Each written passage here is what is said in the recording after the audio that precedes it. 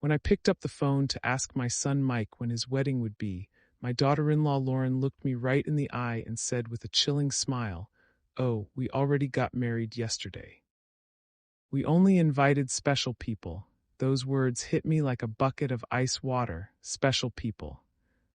Me, who for 3 years had paid their monthly rent of $500, bought every piece of furniture in their apartment, and filled their refrigerator when they had nothing to eat. I wasn't a special person. I stood there in the living room of my own house, holding the phone as if it weighed 1,000 pounds. Watching Mike avoid my gaze, while Lauren made herself comfortable on the sofa I'd bought for them. The pale blue dress I'd picked out for the wedding hung uselessly in my closet, along with the new shoes and the dream of being part of the most important day in my only son's life. I'd spent $200 on that dress, imagining how I'd look in Mike's wedding photos I'd never appear in. For weeks, I'd planned every detail. I'd set aside $1,000 as a wedding gift. I'd called my sister Diane in Chicago to share the excitement. I'd cleaned my house top to bottom, thinking they might stop by to celebrate after the ceremony. All of that crumbled in seconds with those 4 poison words, "Only special people." Mike finally looked up and said in a rehearsed voice, "Mom, it was intimate. Very small, just us and the witnesses." But I knew it was a lie. I saw the photos on social media later that night. Lauren's parents posing proudly next to the bride and groom, her siblings toasting with champagne. Lauren in a white dress I'd helped finance with the $800 I'd given her last month for personal expenses. I saw everything I wasn't supposed to see. It felt like a knife twisting in my heart, realizing I'd been erased from my own family's story. I'd always been the giver in our family. After my husband passed away 10 years ago, I raised Mike alone, working 2 jobs as a school secretary to make ends meet. I thought that's what love was, sacrificing everything. But over the last 3 years, since Mike met Lauren, it had turned into something toxic. I'd paid their rent without question, bought groceries when their jobs fell through, even covered Lauren's car repairs, all to keep them afloat, and this was my reward. A week later, exactly 7 days after that humiliation, Lauren called me. Her voice was different now, desperate, almost pleading. "Rebecca, the rent's overdue. The landlord's pressuring us. If we don't pay this week, he'll evict us. You forgot to make the transfer." Her words trembled like the world was ending. I stayed silent for a moment, remembering all the times I'd rushed to the bank, canceled my plans, eaten canned soup so they could have steak.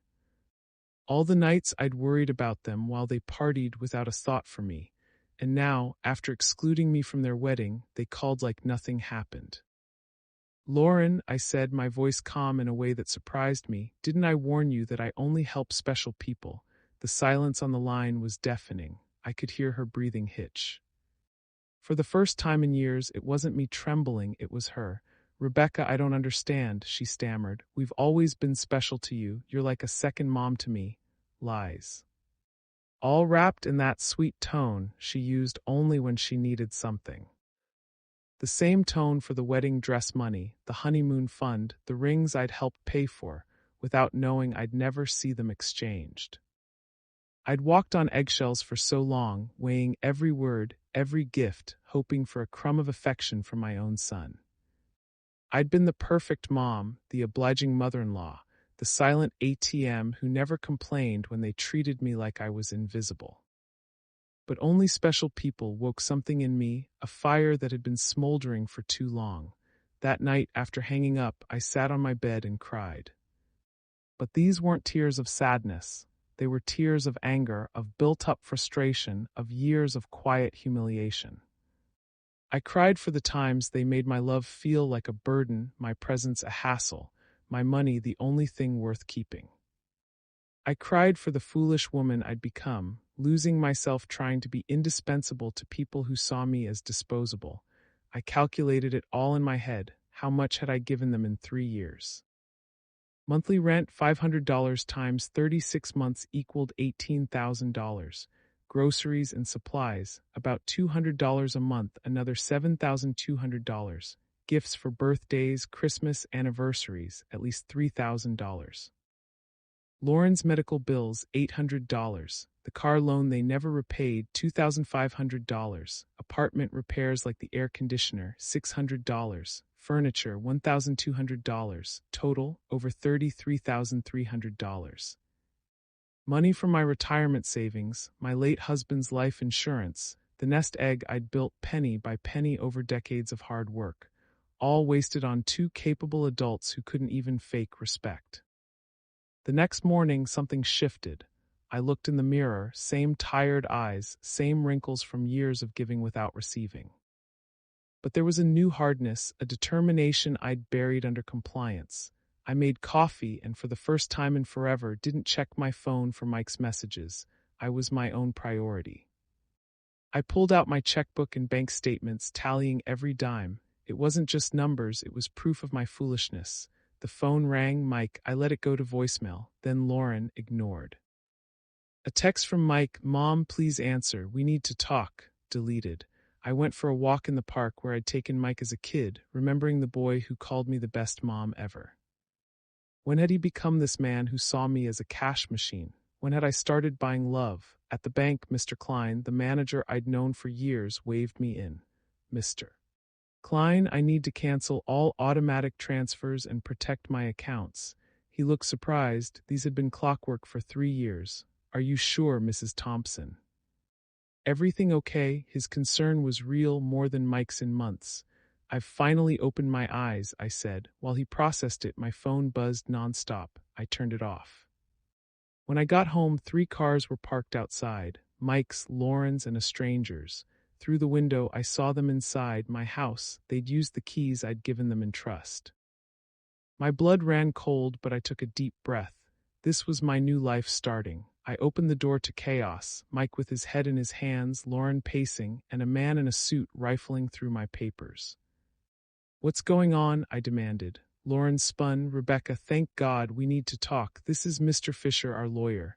Mike looked up, panicked. Mom, the bank said you canceled everything. We think you're not yourself, Lauren added, fake sweet. At your age, confusion is normal. Confusion? They were trying to declare me incompetent to seize my money. I'm not confused, I said firmly. I'm clearer than ever. Get out, Mr. Fisher, your family has rights if your decisions are irrational. Lauren snapped. Everything you have will be ours someday anyway. We're just speeding it up. The truth, they saw me as already gone, just an inheritance to claim. Out, I yelled, throwing his power of attorney papers in the trash. Lauren cried frustrated tears. You can't do this, we counted on you. Mike, Mom, we made mistakes. The wedding was a misunderstanding. Be reasonable, reasonable. Continuing to fund their lives while they erased me. This ends badly for you, Mike warned as they left. You'll be alone. I already am, I replied. But now it's my choice. That silence after they left was freedom. Adrenaline kept me up, planning like a general. Next morning I went to Mr. Webster, my old estate lawyer. Mrs. Thompson, this is elder financial abuse, a crime. They violated your privacy too. We documented everything, transfers, pressures, the home invasion. He whistled at the $33,300 total. You could have traveled, enjoyed retirement. Instead, you funded ingrates. We changed my will, installed home cameras, switched banks, and filed a restraining order. Mr. Webster, if they push legally, will counter with abuse charges. It felt empowering, reclaiming my life. And fourth, I would start living the life I'd denied myself. I booked a trip to the Grand Canyon, something I'd dreamed of but skipped to save for them. I reconnected with friends, joined a book club, even started painting again. Months later, their legal threats fizzled. The judge saw through them, ordering repayment of some loans. Mike sent one last message. Mom, we miss you. I didn't reply. Today, I'm not the invisible provider anymore. I'm Rebecca, strong, free, worthy. If you're in a toxic family cycle, remember, you deserve better. Only special people get your love, and that starts with you.